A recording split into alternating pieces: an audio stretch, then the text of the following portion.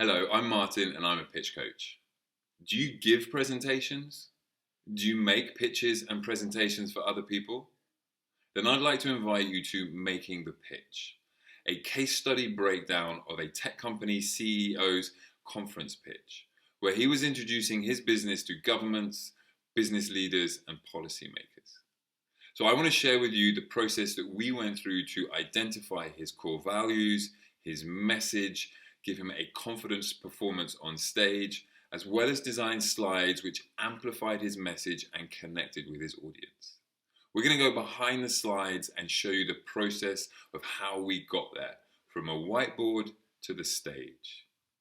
Now, this is perfect for you if you are making pitches and presentations for other people, or you're giving pitches and presentations.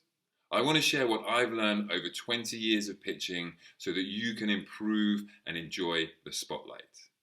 Come and join us at this event on the 16th of February at 7 p.m. UK time. You'll find the link in the comments below, and I can't wait to see you there.